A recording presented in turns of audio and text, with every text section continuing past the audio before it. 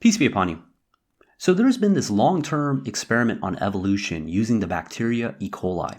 And since 1988, they've been breeding one strain of E. coli to see what evolutionary changes would take place after thousands and thousands of generations. The idea is that evolution, through slight gradual modifications, is able to form all kinds of complexity. This is the evolutionary lens of life, that they believe that life started in a simple structure, and through slight gradual changes, generation after generation, you're able to get these very vast, complex structures. And by 2010, they were up to 50,000 generations of E. coli. And by 2016, they're up to 66,000 generations. And recently, they had the technology to be able to analyze the DNA, the cell structures, the proteins, to see what new forms were created. And what they found out was not evolution in what they classically expected, but something more akin to what's known as de-evolution. Rather than new molecular machines being built up or designed, they found none of that. The existing structures were actually being broken down. Things were deteriorating, but sometimes the deterioration was for the advancement of one key functionality.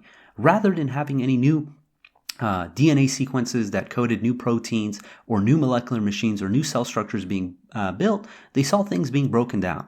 An example of this is, say you have a car, and I ask you, I say, hey, look, I want you to make this car faster. Now, a very unintelligent process is simply to just remove the excess weight from the car. Maybe you get rid of the seats, you eliminate the seat belts, anything you say that isn't necessary in that sole function of making the car go faster. But during that process, nothing of intelligence was really done. An intelligent process would be to redesign the engine from the ground up to make it go faster, to be more efficient. Maybe to even redesign the tires to be able to get more traction. These would be an intelligent process. It would require someone to think through this process and come up with a new structure in order to better achieve what's needed. But they didn't see any of that in this long-term E. coli experiment. And why is that? It's because it's easier to destroy than it is to build. It doesn't take intelligence to destroy something, but it does take real intelligence to be able to build something, especially something new that's going to be more productive, more efficient. Now, I have a simple question for you. If I was to ask you, what decision can you make in your life to make your life worse? I'm sure you would have no hesitation of thinking of a million things you could do today at this very moment to make your life worse, right? You could poke your eyes out. You could run out in the middle of traffic. You could drink acid. You could do all these things to make your life worse. And coming up with a list is relatively easy. But if I was to ask you, what could you do to make your life better? What could you do right now? What decisions can you make? That question becomes a little more difficult. Maybe you have to think a little more critically to seeing, okay, what can I do to improve my life? And again, the reason is it's because it's easier to come up with ideas to destroy than it is to come up with ideas to build, to make improvements, to make advancement. Now I have another question for you. If I was to ask you, what do you imagine, what could be done in order to make your life and the world at large, in your society, worse? I'm sure you can come up with a million things that could happen that could completely derail society, derail your life, derail the progress that's been made for all these generations. Coming up with a list like that is very simple. There could be vast more, there could be epidemics, there could be natural disasters, there could be economic collapse, there could be a terrorist strike, there could be all these things that could make life exponentially worse. And they're easy to come up with. But if I was to ask you, what do you envision that could happen, that you could do to make your life and society at large and the lives of millions of people in the world better? It's a little harder, right? Because you can envision all the things that could happen that can make life worse, but it's very hard, or at least harder, to envision all the things in life that could continue to make things better. And we put a disproportionate amount of weight on things that we can come up with, and less weight on things that for us is hard to perceive. That's a reason that most people, they fear shark attacks. Even though they're astronomically unlikely events, people fear them when they go into the ocean. It's because we can envision a shark attacking a human being, and it becomes one of these things that we think happens a lot more often. We envision being robbed. We envision these horrible things because for us, it doesn't seem far-fetched. But when you look at the numbers, the probability is astronomically slow.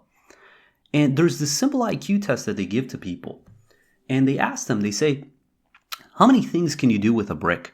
And the more ideas that they generate, it's supposed to be correlated with their level of creativity and their IQ. Now, this makes a person feel smart. But the question is, are the answers of any value?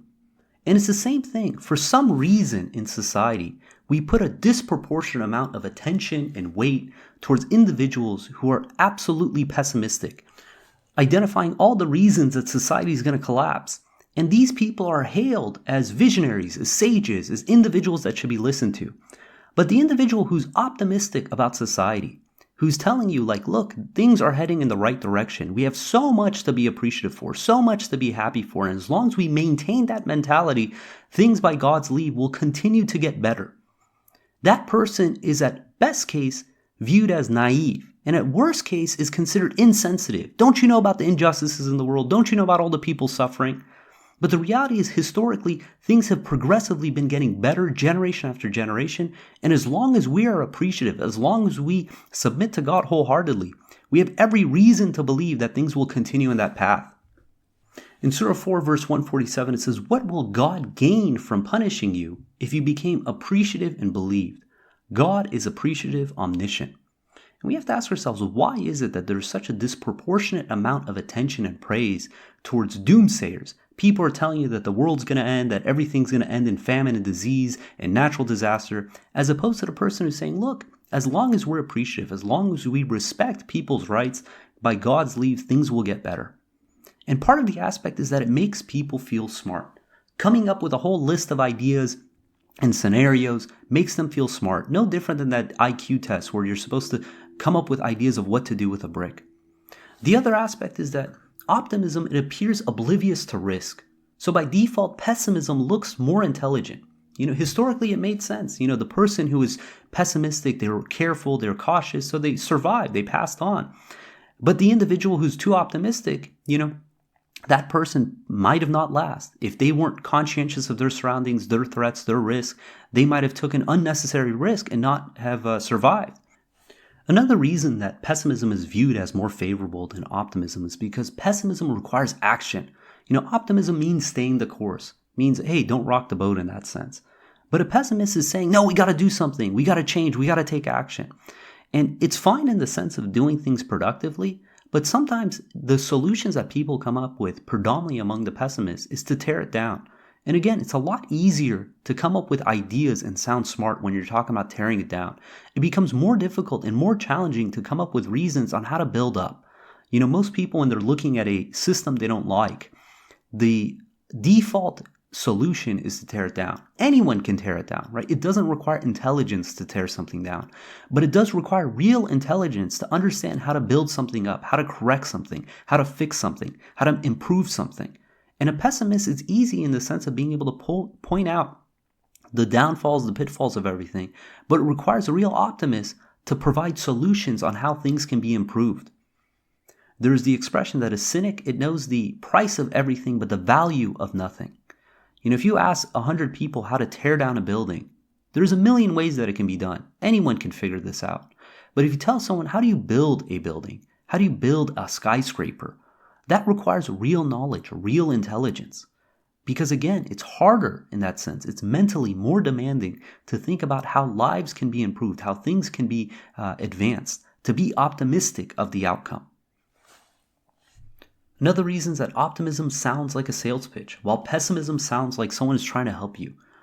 And it's funny in that sense. They get people who are optimists, who are telling you that the future is bright, that things are looking good, that they get sold as snake oil salesmen, that they get sold as people who are being naive, overtly optimistic. They could say the prosper gospel. These are negative connotations as they're giving to people who have a bright future, who are telling you that by God's leave, if you maintain the course, if you do the things that God is expecting from us, then we have to be conscientious that God is going to deliver on his promise.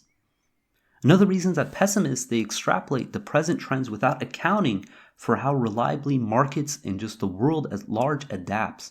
One of the famous cases of this was Thomas Malthus, who in 1800 predicted, due to his extrapolation, that the world was not going to be able to produce enough food and goods for society as the population increased.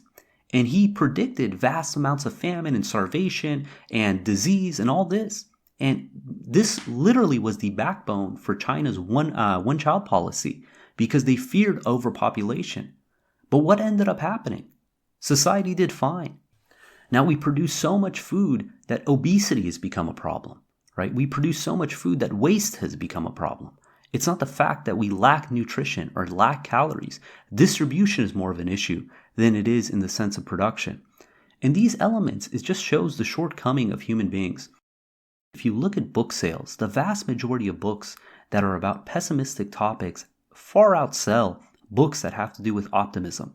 This was actually done by a Harvard professor. A study was looking at these books and saw that trend.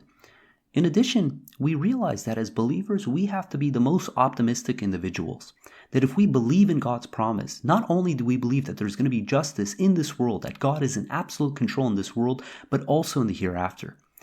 The aspect of a hypocrite or someone who has doubt in their heart is very pessimistic. They think that God's promise is not true, that God is not going to fulfill his promise in this world and in the hereafter. God tells us in the Quran in Surah 3 verse 174 that those who believe no harm ever touches them. Because as someone who believes, we realize everything that happens in this world is for our good, and we trust in God wholeheartedly. We have the most optimistic outlook. God gives us the example in Surah 33 about the believers when they had to go to war. And they had to face these people that some individuals they were scared by. In 33 verse 11 it reads, "That is when the believers were truly tested. They were severely shaken up. The hypocrites and those with doubts in their hearts said, what God and his messenger promised us was no more than an illusion. A group of them said, O people of Yathrib, you cannot attain victory, go back. Others made up excuses to the prophet, our homes are vulnerable, when they were not vulnerable. They just wanted to flee." This is a pessimistic outlook. They think that what God promised them was not going to come true, that they were going to end in calamity and pain and misery, and they didn't realize that, look, God maintains his promise. As long as we have trust in God, as long as we do our part, it doesn't matter what happens in society. In Psalm 91 we read, "Whoever dwells in the shelter of the Most High will rest in the shadow of the Almighty. I will say of the Lord, he is my refuge and my fortress, my God in whom I trust. Surely he will save you from the fowler's snare and from the deadly pestilence. He will cover you with his feathers, and under his wings you will find refuge. His faithfulness will be your shield and rampart. You will not fear the terror of night, nor the arrow that flies by day, nor the pestilence that stalks in the darkness, nor the plague that destroys at midday. 1,000 may fall at your side, 10,000 at your right hand, but it will not come near you. You will only observe with your eyes and see the punishment of the wicked. If you say, my Lord is my refuge, and you make the Most High your dwelling, no harm will overtake you, no disaster will come near your tent. For he will command his angels concerning you to guard you in all your ways. They will lift you up in their hands, so that you will not strike your foot against the stone. You will tread on the lion and the cobra. You will trample the great lion and the serpent. Because he loves me, says the Lord, I will rescue him. I will protect him, and he acknowledges my name. He will call on me, and I will answer him. I will be with him in trouble. I will deliver him and honor him. With long life I will satisfy him and show him my salvation. This is God's promise. If we trust in God, if we truly believe in God, we understand that God has our best intentions in mind. As long as we are doing God's commandment, we are not going to dash our foot against the stone. No harm is ever going to touch us. Everything that's going to happen to us is going to be for our own good, for us to grow closer to God. We see the response from the believers when they saw the parties ready to attack. It reads in 33:22, it says, when the true believers saw the parties ready to attack, they said, this is what God and his messenger have promised us, and God and his messenger are truthful. This dangerous situation only strengthened their faith and augmented their submission. Is this how we're behaving? Are we behaving in the sense where we see hardship and calamity and people are telling you that the world is going to go down the tubes and everything is going to end? Are we thinking in that same manner? Are we giving in to the devil's promise or to God's promise? Because God is telling us that if we trust him, if we follow his ways, no harm will ever touch us. We see the example of Saul when he took command of his troops in Surah 2 verse 249. It reads, God is putting you to the test by means of a stream. Anyone who drinks from it does not belong with me. Only those who do not taste it belong with me unless it is just a single sip.